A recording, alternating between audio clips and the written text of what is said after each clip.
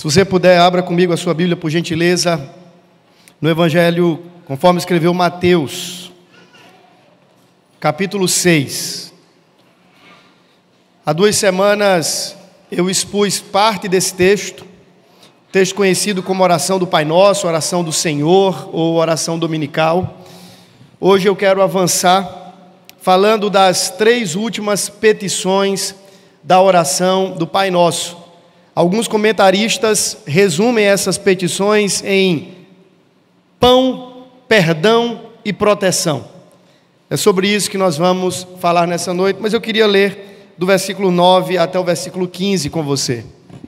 Mateus capítulo 6, do versículo 9 ao versículo 15. Vamos ler juntos, todos a uma só voz. Portanto, vós orareis assim: Pai nosso que estais nos céus, santificado seja o teu nome. Venha o teu reino, faça-se a tua vontade, assim na terra como no céu. O pão nosso de cada dia dá-nos hoje, e perdoa as nossas dívidas, assim como nós temos perdoado aos nossos devedores. E não nos deixes cair em tentação, mas livra-nos do mal, pois teu é o reino, o poder e a glória para sempre. Amém. Versículos 14 e 15. Porque se perdoardes aos homens as suas ofensas, também vosso Pai Celeste vos perdoará. Se, porém, não perdoardes aos homens as suas ofensas, tampouco vosso Pai vos perdoará as vossas ofensas. Vamos orar mais uma vez.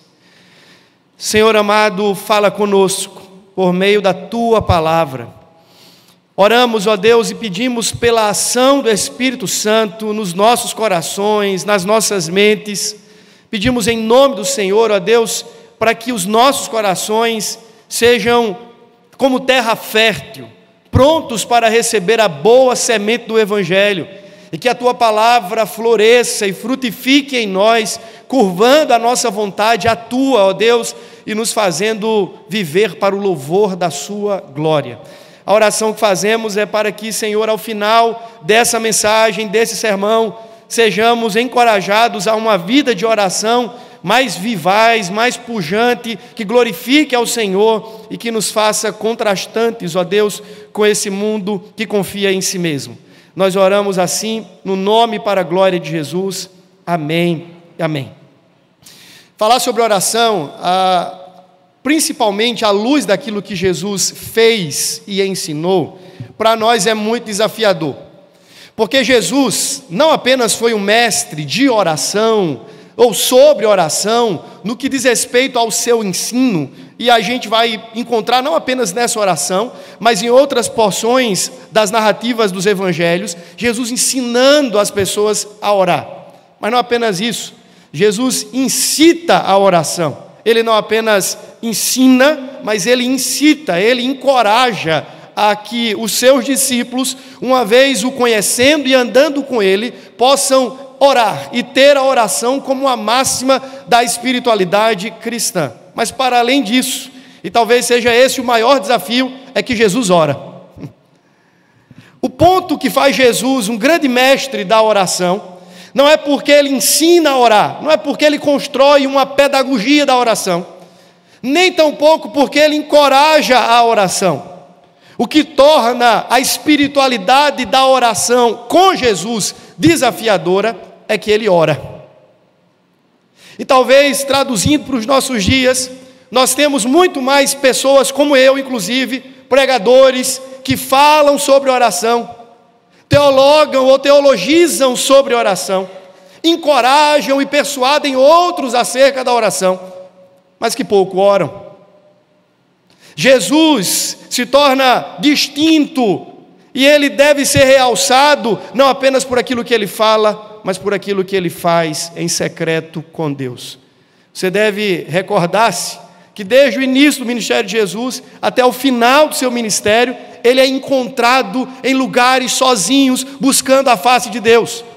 Logo no início, antes de convocar os seus discípulos para uma caminhada que duraria cerca de 3 anos ou 3 anos e meio, Jesus se debruça diante dos pés do Senhor em oração. Veja, Ele é o próprio Filho de Deus. Ele é o Deus encarnado, aquele que tem em si mesmo perfeita comunhão com o Pai e com o Espírito, mas não desprezou durante o seu ministério terreno o lugar da oração. Isso para mim é um soco no estômago, porque eu não sou Jesus, eu não sou eterno, eu não tenho perfeita comunhão com o Deus triuno, eu não sou perfeito, mas ainda assim ouso viver a minha vida sem orar. Isso faz de mim, no mínimo, um presunçoso deliberado, que acha que é possível ser cristão, servir a Deus e servir no seu ministério, divorciando-me do lugar da oração. Jesus, o Filho de Deus, orou. Por que nós, do lado de cá, réis mortais, ousamos ainda nessa vida achar que é possível, usando agora até uma pergunta que foi feita em um sermão muito antigo do reverendo Hernandes, e o título era: é possível um cristão fiel viver sem orar? E a resposta é um óbvio não. É claro que não é possível, mas sejamos francos. Se você quiser fazer um desafio, se eu fizer com o meu aqui, eu certamente passarei vergonha igual a você. Quanto tempo nós dedicamos à oração? E quanto tempo nós dedicamos ao uso dessa ferramenta aqui chamada celular, que você conhece muito bem? Eu não preciso fazer as apresentações para você. John Piper vai dizer que as redes sociais e a tecnologia, no dia final, elas vão ter uma serventia maravilhosa. Vão provar que a nossa alegação de falta de tempo para estar com o Senhor não era um problema de tempo. Nós teremos, você já viu aquela opção dos insights das suas redes sociais? Pois bem, Deus pode abrir ela naquele dia.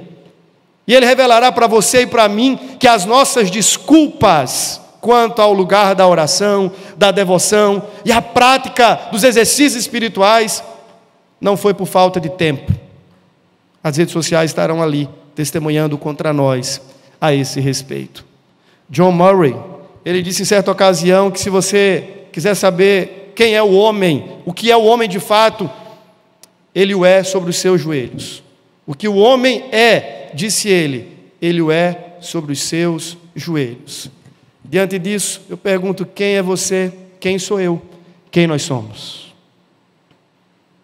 Eu tenho que concordar com você que é muito mais fácil pregar sobre oração do que orar. É muito mais fácil escrever um livro sobre oração do que ser um cristão piedoso que leva a sério a prática da oração.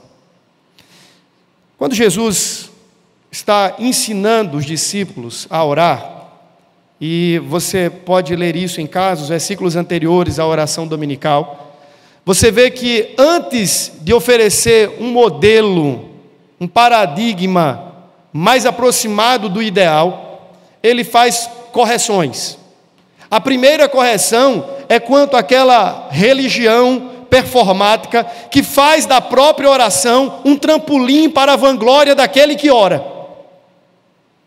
E ele então faz uma acusação severa, dizendo que é possível orarmos de nós para nós mesmos, orarmos para exibir a nossa vaidade espiritual, orarmos para nos lançarmos na vitrine dos homens e sermos reconhecidos por estes.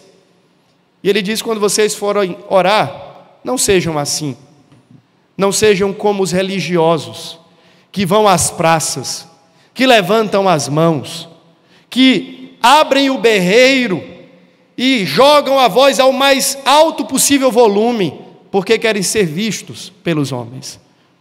Lembrem-se, essas pessoas que recebem a recompensa dos homens, já foram recompensadas. Quanto a vocês, entrem no seu quarto, no tameion, feche a porta, ore em secreto, e o Deus que vê em secreto haverá de recompensá-lo.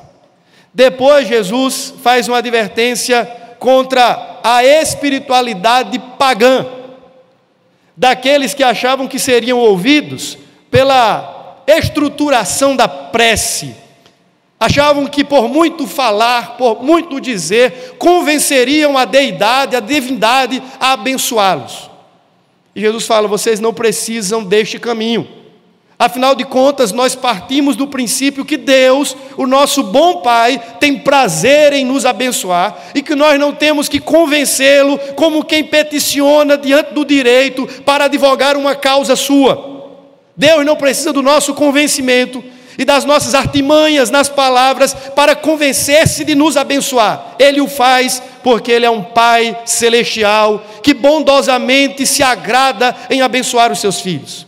Diferente dos pagãos, disse Jesus, vocês não precisam ficar diante de Deus com repetições vãs, com aquelas rezas banais, porque Deus, aquele a quem vocês oram, já os conhece perfeitamente. E a oração de vocês está na ciência e no conhecimento de Deus, antes que se torne oração. Terceiro, Jesus começa a ensinar que na dinâmica da oração, aquilo que é interesse de Deus importa mais, importa primeiro aos nossos próprios interesses. É por essa razão que ele organiza a oração do Pai Nosso, tendo as 3 primeiras petições direcionadas a Ele mesmo. Se você lembrar, as 3 primeiras petições são: santificado seja o teu nome, venha a nós o vosso reino e seja feita a vossa vontade. São petições que dizem respeito a interesses do próprio Deus. Isso para mim é uma regra fundamental, que até mesmo na oração, a causa primária é o próprio Deus. Na oração, o orante é secundário. Aquele a quem se ora, ou seja, o Senhor, a sua glória e a adoração do seu nome, importa mais do que aquele que está orando. Se isso é verdade, nós precisamos nos perguntar o que é que nos leva à oração. Porque, sejamos francos, eu sei que você é feito da mesma matéria que eu. Na maioria das vezes, o que nos empurra à oração são as nossas necessidades temerárias.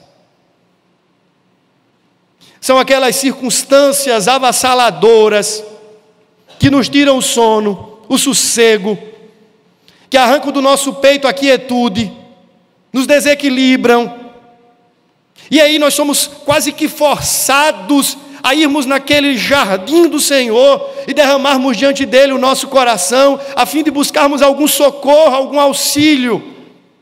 Agora, tirasse o Senhor de nós os dias de aflição, arrancasse o Senhor de nós e da nossa vida as noites pesadas e sombrias, a pergunta é: nós oraríamos mesmo?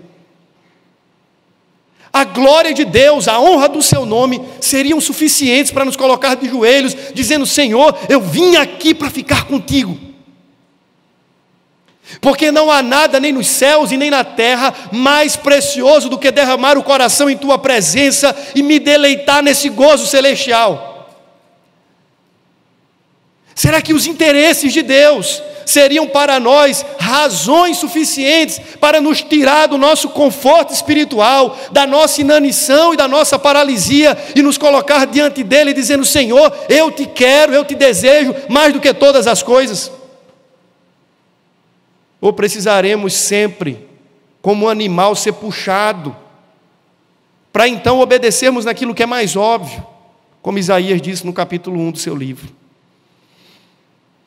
Meus irmãos, eu tenho por certo que a oração diz muito sobre Deus, e eu falei isso há 15 dias, você pode ouvir o sermão anterior. Mas eu falei também que a oração diz muito sobre nós. Mark Dever disse que se você quiser saber a teologia de uma igreja, entre no culto no momento em que eles estiverem cantando. E você ouvindo o que eles cantam, você terá um mini extrato daquilo que eles creem. Eu vou parafrasear Dever, trazendo isso para o ambiente da oração. Você quer saber a teologia de um crente e o nível de espiritualidade desse crente? Sente do lado dele quando ele estiver orando. Porque a oração não apenas diz muito sobre os interesses de Deus. A oração diz muito sobre as ambições do nosso coração. Pare para pensar agora pelo que você tem orado. As orações dizem muito acerca das nossas ambições. Pelo que nós temos orado. Qual foi o dia, a tarde ou a noite que você devotou-se à oração, pedindo pelo avanço do reino de Deus no mundo?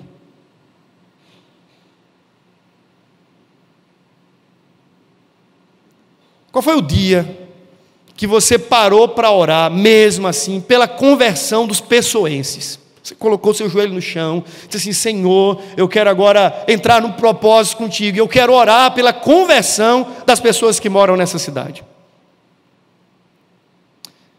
Qual foi o dia que você parou para orar, proficuamente, profundamente, para que Deus imprimisse no seu coração um desejo profundo por conhecê-lo mais, amá-lo mais e desejá-lo mais por meio da sua palavra? Qual foi o dia em que você jejuou para ser um crente e uma testemunha de Cristo melhor?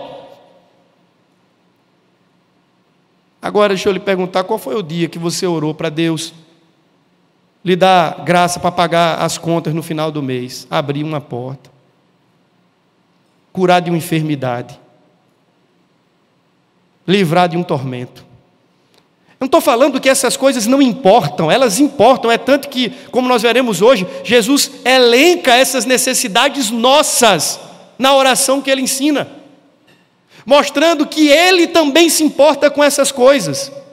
Mas antes, Ele nos ensina que há algo de importância maior, pelo qual deveríamos nos interessar, e a oração deveria revelar esse interesse no nosso coração.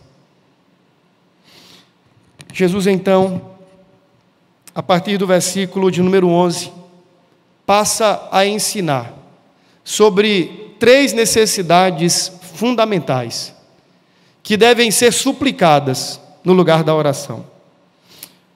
Eu queria começar dizendo aquilo que falei há alguns segundos. Ao terminar de falar sobre as 3 principais causas da oração, Jesus passa a ensinar o crente a orar tendo o seu coração treinado no lugar da oração. Eu estava lendo esse texto hoje, meditando, eu já preguei no Mateus 6 algumas vezes. E eu fiquei pensando numa coisa. É como a oração não apenas serve a nós, mas a oração também serve a Deus. Vou explicar isso para você.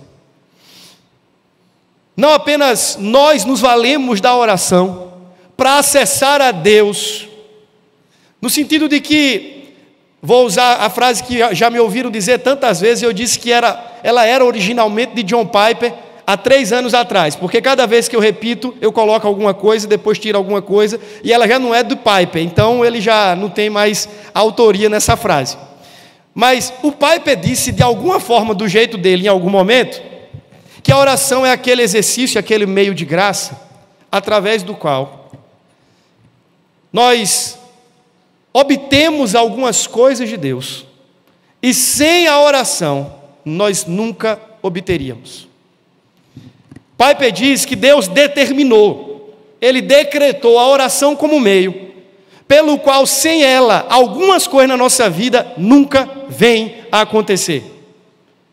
Tem um bocado de outras coisas que, se você orar ou não, Deus vai fazer.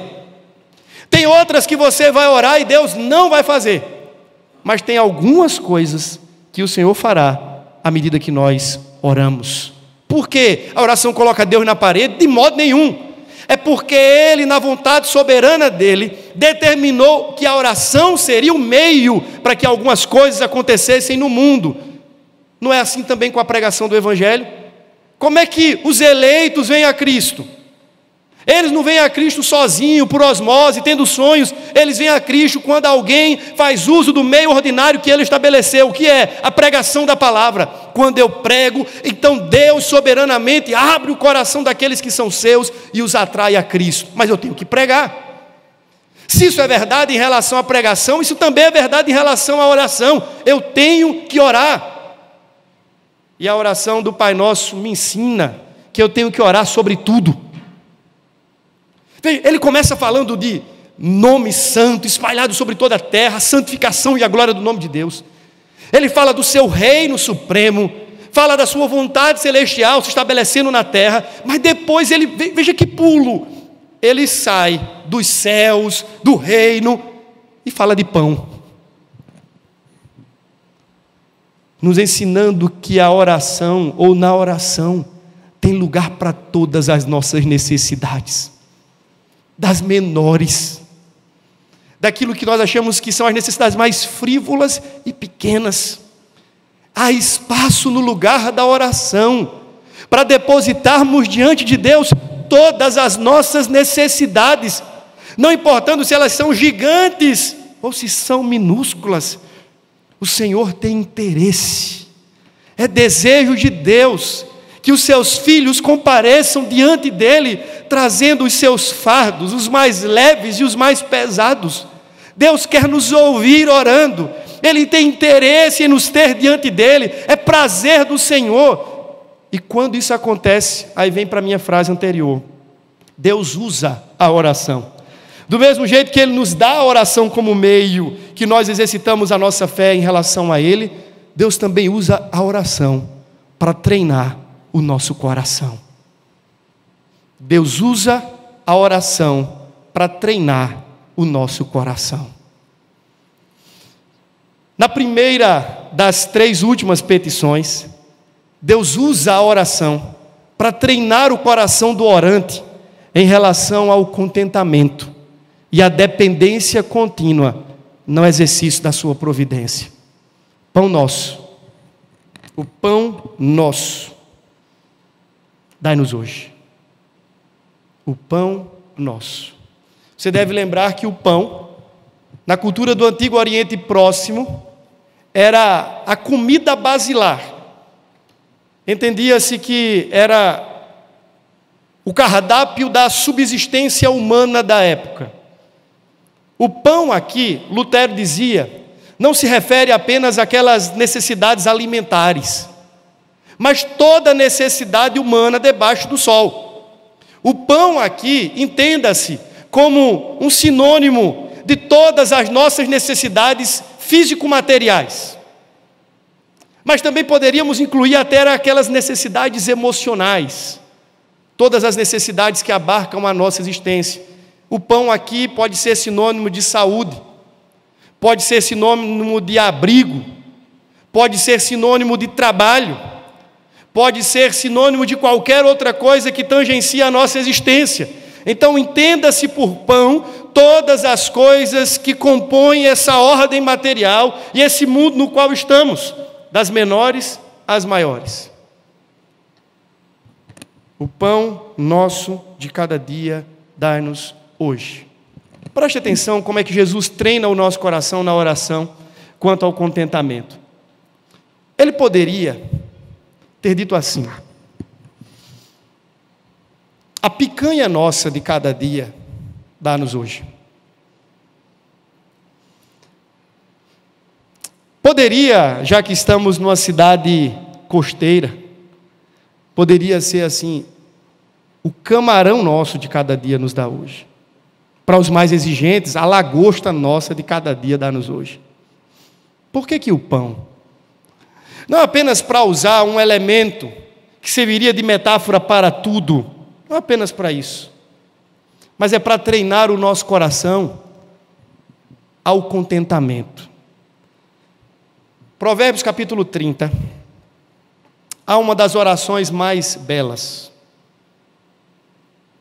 O escritor sagrado diz assim: Senhor, não me deis muito, para que, havendo de ter em abundância, eu me esqueça de ti.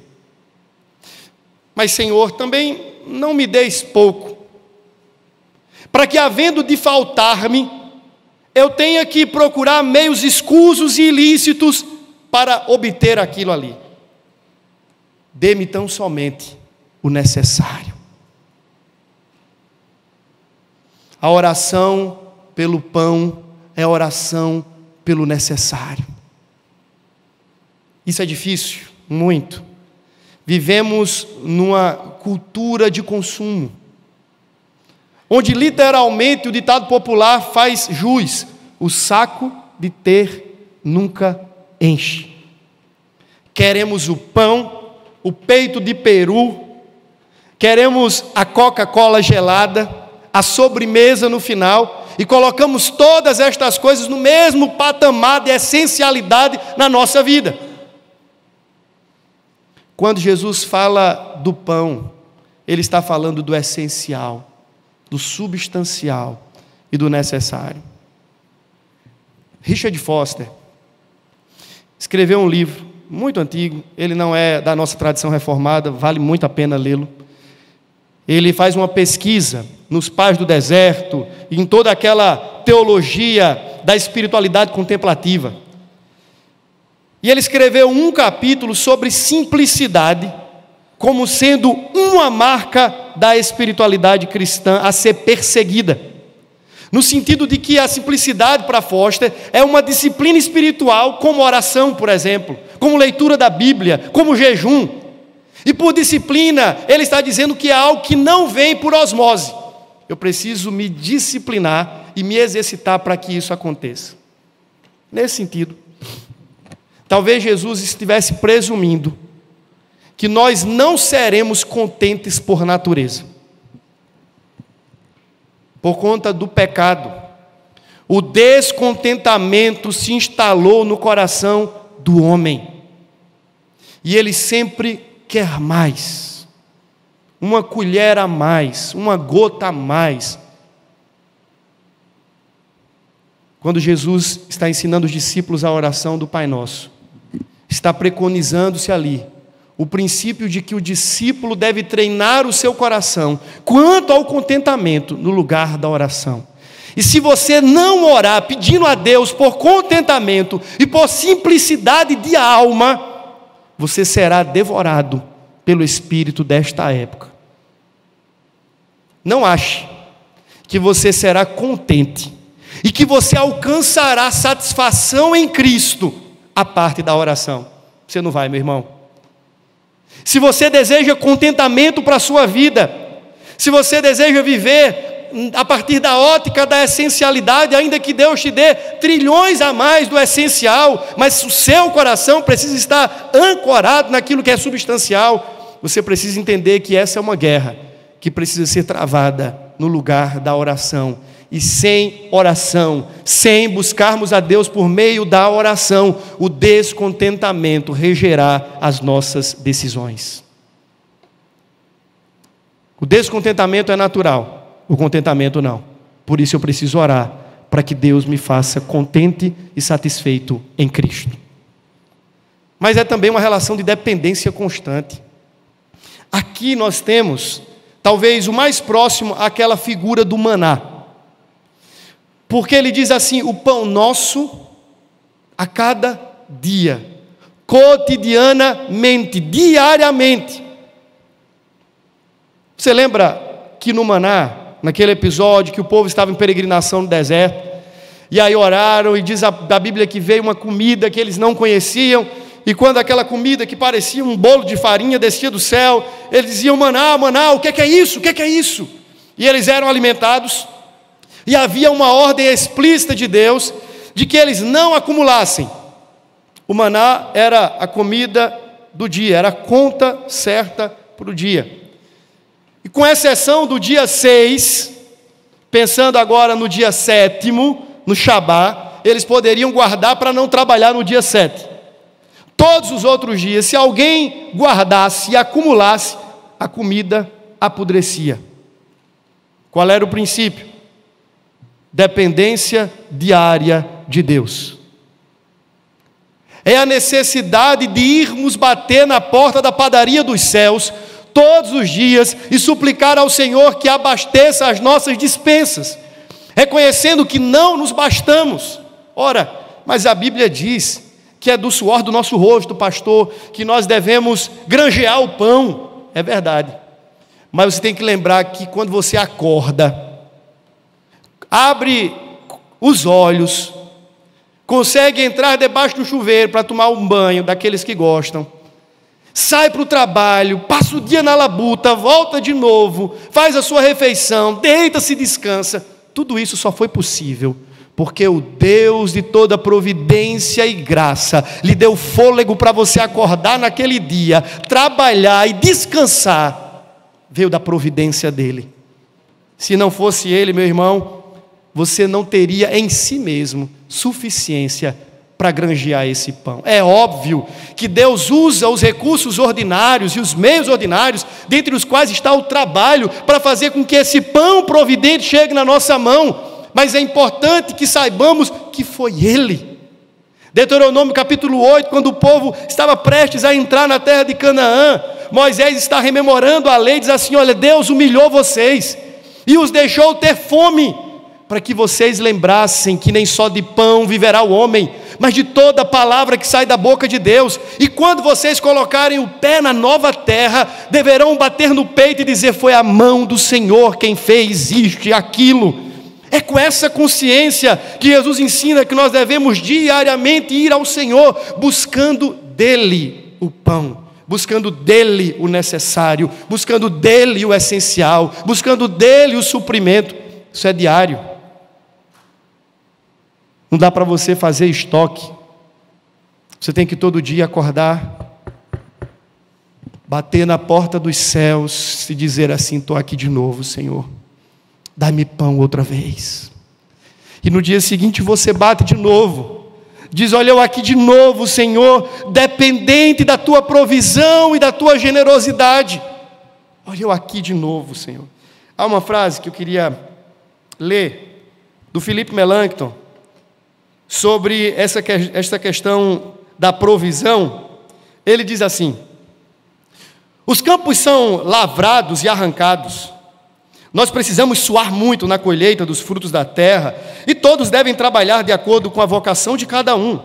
Mas escutem, isso não muda o fato de sermos alimentados pela generosidade gratuita e dom de Deus, sem os quais ninguém pode fazer nada que não seja como passar água por uma peneira, ou seja, trabalhar em vão. É por essa razão que no Salmo 4 está escrito que enquanto nós dormimos, Ele nos abençoa. Não porque deixamos de trabalhar, mas porque confiamos que é Ele quem cuida de nós. Ele é a fonte de toda a provisão do seu povo.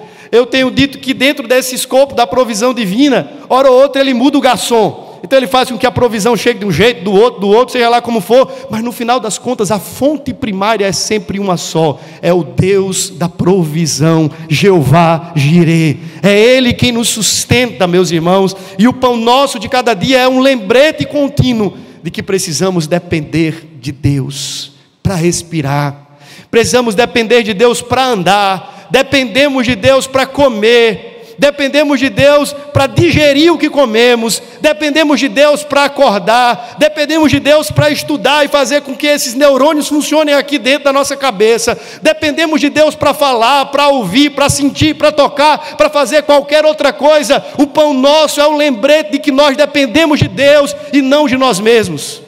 É a cada dia que devemos ir ao Senhor, buscar nele provisão para todas as nossas necessidades. Não vem de nós, não depende de nós, vem da generosidade de Deus. Por fim, eu vou ficar nesse ponto do sermão, era para ser os 3 hoje, eu vou ficar nesse. Por fim, preste atenção que essa oração é um coletivo.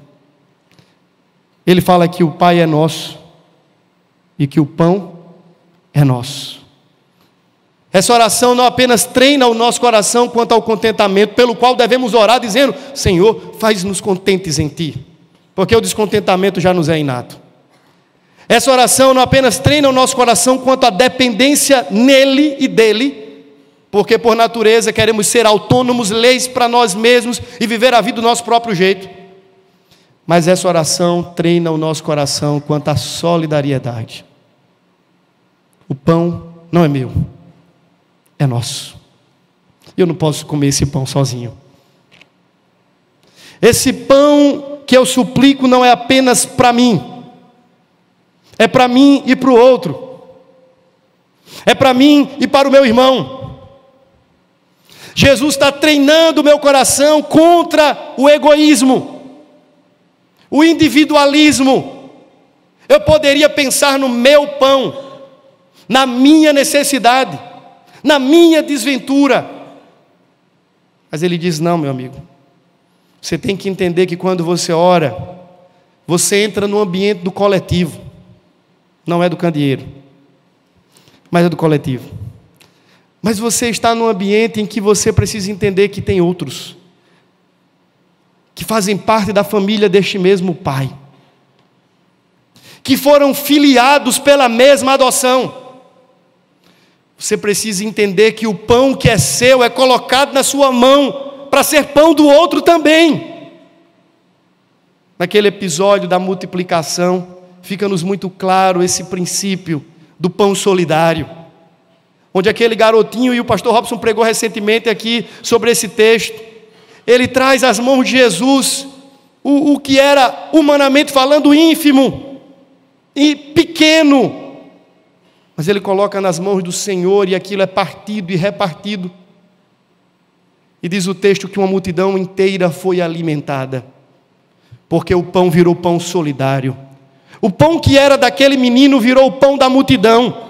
Quando o pão que é meu vira pão nosso, meu irmão, tanta gente abençoada. Jesus, quando nos ensina a orar, a oração do pão nosso de cada dia, Ele está querendo treinar o nosso coração quanto ao exercício da solidariedade. É marca do cristão os atos de bondade. É marca do cristão ser um partilhador daquilo que vem às suas mãos pela providência de Deus. É interessante que quando a gente fala disso, a gente pensa apenas em dinheiro. Fazer a conta de que eu tenho recebido muito e eu vou partilhar com outros. Mas não é apenas sobre isso. Usando o tripé que Tambaú tem adotado desde então, tempo, talentos e tesouros, tudo aquilo que Deus coloca em nossas mãos, o suprimento das nossas necessidades em quaisquer áreas, precisam ser percebidos dentro dessa relação em que aquilo que é para mim pode ser para o outro também. E se essa máxima se estabelecer, a dor do outro é a minha dor, a alegria do outro é a minha alegria, o prazer do outro é o meu prazer, o crescimento do outro é parte da minha celebração em vê-lo crescer, e eu estou partilhando não apenas o pão material, mas partilhando a vida. Mas eu quero encerrar como alguém que não pode nunca esquecer da necessidade de partilhar o pão vivo.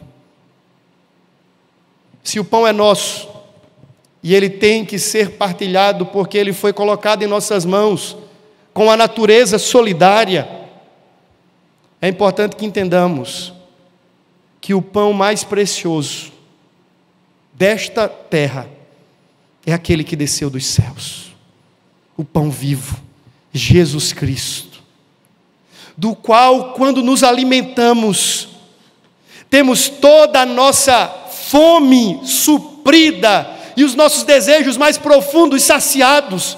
E a sua palavra diz que quem dele come, quem dele se alimenta, nunca mais volta a ter fome. Esse pão é o verdadeiro pão que alimenta a alma, meus irmãos, e nós estamos aqui fartos e abastecidos, louvado seja o nome do Senhor por isso, mas precisamos agora partilhar deste pão da vida, deste pão gracioso, dessa provisão eterna dos céus, com outros que estão morrendo, como famintos de alma, precisando ter substância no coração, estão procurando de mesa em mesa, de lugar em lugar, de rua em rua, mas não encontram. Mas nós que fomos fartados por esse pão, precisamos solidarizá-lo com outros, dizendo assim: eu sei onde tem pão, eu o conheço, ele matou a minha fome, ele ali, tem pão para você também, alimente-se dele também. O princípio da solidariedade envolve compartilhar o pão na vida, ou o pão da vida. Você vai sair daqui hoje, talvez você dizendo assim, que bênção esse culto. Seu pão mais fermentado. Você vai sair daqui um pouquinho mais gordo espiritualmente. Se você não partilhar esse pão, você caiu na máxima do individualismo. Quem come e não reparte é egoísta. A gente aprende isso desde quando é pequeno. Não é assim? A criança está comendo e diz, você já ofereceu para o seu amiguinho? Você já ofereceu para fulano de tal? O bichinho do menino só tem 2 biscoitos. Aí ele fica olhando para o pai com medo de apanhar, não sabe se dá o biscoito, se come depois apanha, não sabe o que é que faz. Mas a gente ensina desde pequenininho que a gente precisa compartilhar. Não é assim que funciona? É um princípio de educação geral. Se isso é verdade, nessas coisas tão pequenas, por que nós não compartilhamos do pão da vida, irmãos? Ele está disponível. Tem tanta gente nessa cidade, comendo pão dormido, e nós podemos partilhar do pão que recebemos na nossa alma. Tem muita gente precisando ouvir, mas alguém precisa partilhar. Vamos orar? Senhor, essa é a Tua palavra. Nós somos pecadores, Senhor. Precisamos da Tua graça, treinando o nosso coração por meio da oração, para que sejamos pessoas mais contentes, satisfeitas, dependentes e solidárias. Sem o Senhor, Pai, nós não podemos fazer isso. Então, por favor, Deus, em nome de Jesus, capacite-nos a viver de acordo com aquilo que ouvimos nessa noite. Desejamos isso, Pai. Sabemos que sem o Senhor nada podemos fazer. Oramos agradecidos pela Tua palavra em nome de Jesus. Amém. Amém.